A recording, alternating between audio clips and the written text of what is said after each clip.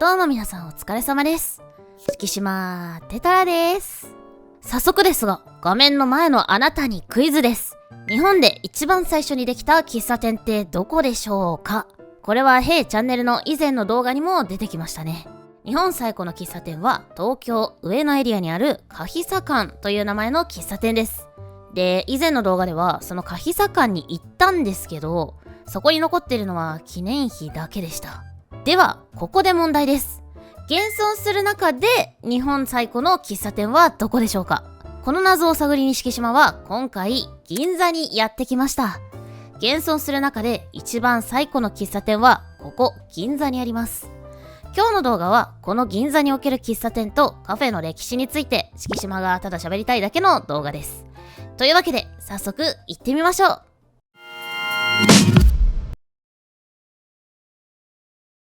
そんなわけでお店に向かっています。銀座は本当にいつでも人が多いですね。特にね、ブランドショップが並んでるエリアは日本人よりも海外の旅行者が多いイメージです。というわけでやってきました。現存する中で日本最古の喫茶店と言われているカフェパウリスタです。パウリスタは1911年、つまり明治44年創業の100年以上の歴史がある喫茶店です。現在はここが本店となっているんですが、この場所にお店ができたのは1970年。これ以前にもカフェパウリスタはいくつか店舗があったんですが、それらは関東大震災ですでに全壊してしまって、今はこの店舗が一番最古のものになっているそうです。というわけで入店しました。店内はさすが銀座といった感じで、客層がなんかすごい銀座って感じです。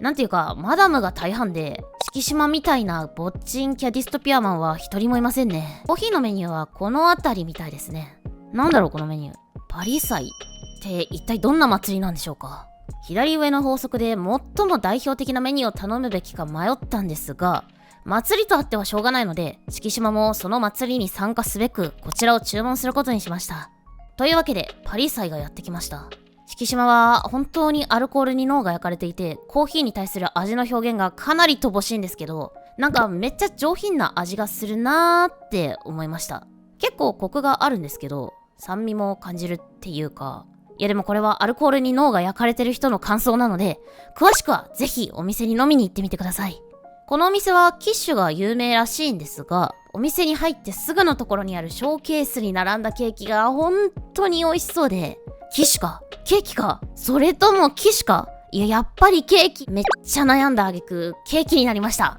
ケーキもね、モンブランが最高に美味しそうだったので、今回はモンブランにしました。この周りのペーストの部分がむっちりしてて本当に美味しいです。そしてこの頂点に鎮座するでっかい栗は上の部分だけかと思ったら中にも入っててね、なんだかラッキーな気分になりました。いやー、うめー。パウリスタの創業者は水野良という人物です。この人がパウリスタを開業するに至った経緯が面白いので、ぜひ聞いてほしいんですけど、っていうか勝手に話すんですけど、パウリスタが開業する少し前、コーヒーの巨大原産国であるブラジルでは労働力が足りなくて困っていました。逆にその頃日本では日露戦争の後の人口増加と失業者問題に困っていました。人が多すぎて働き口がなかったわけですね。パウリスタの創業者であった水野さんはそこに目をつけて、日本からブラジルに移民させたらこれウィンウィンじゃないっていう風に思い立ちました。で、実際にそれを実行に移したわけです。日本からブラジルに向けた最初の移民船カサドマルには日本から781名の移民が乗っていたそうです。最初はうまくいくと思われた移民計画ですが、結局この移民計画は思い描いていた通りにはうまくいかなくて、それによって水野さん自身も大赤字を抱えてしまいます。その状況を見かねたブラジル政府は水野さんに対してコーヒー豆を無償で提供することにしました。ブラジル政府的にはそれを使って少しでもね、その損を埋めてほしいっていうのと、日本にもブラジルコーヒーの文化を根付かせてほしいっていう意図があったそうです。このコーヒーを金に変える必要があるということで、水野さんは日本でコーヒーをどう広めるかを考え始めたそうなんですが、このコーヒー普及にはかなり難航したそうです。というか、そもそも当時の日本ではコーヒーはね、びっくりするくらい普及してなかったんですよね。当時の日本で嗜好品として普及していたのはお汁粉とか甘酒みたいな、まあね、いわゆる甘味が多かったんですよね。なので、いやー、わざわざ金払って苦い汁買うとかありえないから、みたいな認識だったんだと思います。つまり状況としては、日本ではびっくりするほど流行ってない商品を渡されて、これをどう普及させて金を稼ぐかという無理難題とでかいチャンスを同時に押し付けられている状態だったわけですね。まあ多分敷島だったらその豆を全部ダメにしてしまいそうなんですけど、水野さんはね、ていうかこの苦い汁を飲みたくなる状況って何？という疑問に思い当たり、そもそも海外だとどういう飲み方をされてるんだろうということでパリに渡ります。そこではなんと驚きのカフェで普通にコーヒーを飲んでいる老若男女の姿があったわけですね。おい、こいつらマジでコーヒー飲んでるぞと驚いたことでしょう。で、この時水野さんが視察に行ったカフェがパリにあるカフェプロコプというカフェだったそうなんですが、そこでは清掃をした給仕さんがなんか丁寧な感じでコーヒーを提供する、そしてみんなコーヒー片手に会話するみたいな優雅な空間が広がっていたみたいです。水野さんはそれを見てこれかと衝撃を受けます。つまりコーヒーを売るんじゃなくて、この空間とか体験ごと売るんじゃってなったわけですね。そんな経緯で銀座にカフェパウリスタが生まれます。このカフェパウリスタはたちまち大流行して、午前9時から夜11時までという気合の入った営業時間で、多い日には1日4000杯のコーヒーが売れたそうです。調べたところによると、当時のパウリスタはコーヒーを1杯5銭で提供していたみたいです。かけそばや盛りそば、銭湯が3銭で楽しめた時代だったらしいので、一般市民からすると5銭のコーヒーというと、まあちょい高ぐらいの感じですかね。まあちょっと高い金出したらハイカラな飲み物を飲めて、ちょっと豪華な空間で素敵な体験ができるなんて優雅でいいよねみたいな認識だったんだと思います。そんなハイカラサードプレイス空間の提供という戦略が受けたのか、パウリスタには当時の文豪や文化人なども足しげく通ったそうで、そういう人のたまり場にもなっていたみたいです。パウリスタは一般人が少し張り切って遊びに行く優雅で特別な空間という一方で、文化人サロンのような役割を果たしていたと言えるかもしれません。以前の動画で日本最古の喫茶店カヒサ館は海外における文化人が集うサロン的なものを目指してたんだけど、結局このシステムが当時の日本人にうまく受け入れられなくてすぐ潰れちゃったっていう話をしたかと思うんですけど、このパウリスタではその文化人サロン的な形が時代を超えてついに日本でも実現したということになるのかもしれません。なんかそう考えると熱いですよね。メニューにアルコールがあったので飲むことにしました。見てください。これが銀アルです。銀座でブラジルコーヒーを飲むことを銀ブラと呼ぶんだったら、銀座でアルコールを飲むことを表す単語があってもいいと思うんです。銀座でアルコールを飲むときには使っていきたい単語ですね。というわけでカフェパウリスタでした。ごちそうさまでした。ところで1911年に開業したカフェはパウリスタだけではありませんでした。1911年当時、銀座ではパウリスタ以外にカフェプランタン、カフェライオンという2つのカフェが開業しました。カフェプランタンはパウリスタと同じように当時サロン的な使われ方をしていた喫茶店で、コーヒーがメインのパウリスタとは違って洋酒を取り揃えたりお料理に力を入れた喫茶店だったみたいです。ちなみにここの名物は焼きサンドイッチだったみたいです。焼きサンドイッチって何ですかね。なんかめっちゃ美味しそうな響きだな。もう一つのカフェライオンについてですが、こちらも現在はすでになくなってしまったカフェです。で、今そのカフェライオンがあったとされる場所に向かっています。カフェライオンは喫茶店とは言いつつも割とお料理メインなレストラン的な要素が強かったみたいです。ビールなんかも提供していたみたいで、ビールが一定量出るとお店に設置されたライオンの置物が吠えるギミックなんかもあったみたいです。またこのカフェライオンでは和服にエプロンをまとった女性の給仕さんが在籍していたっていうことが最大の特徴だったみたいです。このカフェライオンなんですが、人気はあったものの経営は結構大変だったみたいです。関東大震災の次の年、カフェライオンの近所にカフェタイガーというカフェが生まれます。タイガーは震災で焼け落ちてしまったビルの跡地に建てられました。そしてその店名は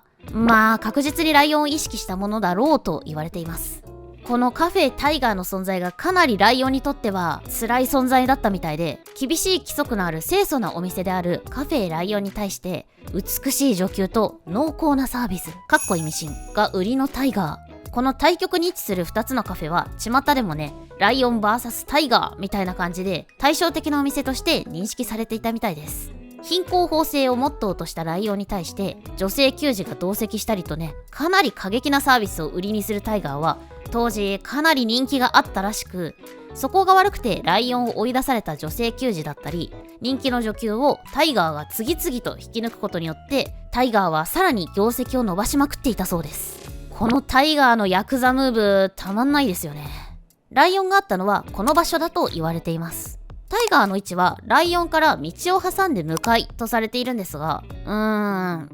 つ候補がありますね。それにね、もしかすると当時とは区画が変わってる可能性もあるので、正確にどことは断定できなさそうです。実際にカフェタイガーの正確な位置は今でもあんまり分かってないそうです。ちなみにカフェライオンについて、カフェ自体はなくなっちゃったんですけど、実は形を変えて今も残っているんです。ほら、思い当たりませんか？銀座ライオン、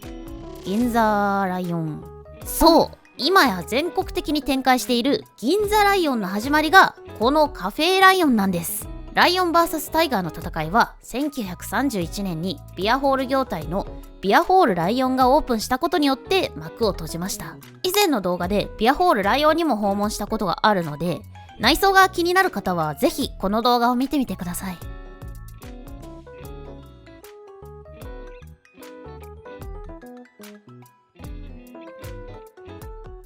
ちなみにこの時期、キリンビールが運営するカフェキリンというカフェも銀座にオープンしていたそうです。ライオンにタイガーにキリンってなんかもう動物園と言っても過言ではないですね。ちなみにこんな感じで喫茶店文化が流行ったので、個人経営の喫茶店の数はこの後爆増していくんですが、その後戦争によって多くの喫茶店が閉店を余儀なくされてしまいます。この後の喫茶店の歴史についてもまたそのうち話せたらなって思ってます。そんな感じで銀座を散歩してたんですが、この近所の Google マップを何気なく見ていたらすっごい気になるお店を見つけたんで行ってみたいと思います。月光荘月の離れというお店です。このビルの一番上の階にあるみたいなんですけど、ビルの入り口にインターホンが置かれてますね。これでわざわざ上まで行かなくても席が空いてるか確認できるみたいです。急に思い立ってきたんですが、無事席が空いてたので行ってみようと思います。お店まではこの階段を登っていきます。この階段がもうすでに楽しいな。あと23段らしいのでラストスパートを頑張ります。というわけで入店しました。さっき Google マップで写真は見てたんですけど、実際に来てみたらめっちゃ雰囲気良くてびっくりしました。あの細い階段を登った先にこんな素敵な空間があったとは。なんだか秘密基地感があっていいですね。まずはとりあえず飲酒ですよね。というわけでまずはビールを注文しました。それとおつまみにケサディーヤを注文しました。楽しみですね。ここは銀座にある月光荘という画材屋さんが営む飲食店です。ちなみに月光荘は創業1917年と100年以上の歴史を持つ老舗の画材屋さんで、この月光荘という名前もあの有名な歌人与謝野晶子がつけたんだそうです。このお店はそんな月光荘の倉庫として使われていた場所を改装して作られた飲食店とのこと。まさかこんな素敵なお店があったとは思いませんでした。外から入ってくる風がとにかく気持ちよくて、なんかぼーっとしちゃいますね。自分が都会のど真ん中にいることを忘れてしまいそうな空間です。ビールが来ました。いやー、この気候と空間で飲むビールが美味しくないわけないんだよな。続いてケサディーヤが来たんですが、これめっちゃ美味しいですね。トルティーヤにおそらくプルドポークが挟まってる感じのメニューなんですが、そもそも敷島がプルドポークが好きっていうのはあるんですけど、それに加えてこの付け合わせのソースがマジで絶品です。サルサソースみたいなんですけど、辛くはなくてすごくね爽やかな味でね最高です。ちなみに敷島が行った時はカウンターに絵描きさんがいらっしゃって、依頼をすると自分がこのお店で過ごしてる様子を絵に起こしてくれるっていう面白いサービスをやっていました。画材屋さんが経営してるお店ならではっていう感じのサービスですね。このサービスは不定期というか、絵描きさんがいつも在籍してるわけではないらしいので、敷島が行った時は偶然やってたっていう感じだったみたいです。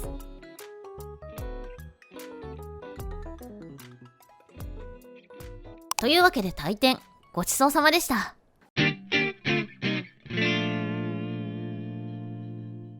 というわけで今回は現存する最古のカフェパウリスタを訪問しつつ、散歩してて気になった月光荘月の離れを訪問、そして喋りたいことを好きなように話しました。あと飲酒もしました。1911年に開業した喫茶店のうち、最も正統派の道を歩んだのがカフェパウリスタ。そしてビアホーレと形を変えたのがカフェライオン。そう考えると、この年は日本における喫茶店元年と言えるかもしれませんね。この辺りの歴史はすごく興味深いことが多いですね。皆さんもぜひ喫茶店に出かけてみてはいかがでしょうか。というわけで今回はここまで。また次回の動画でーす。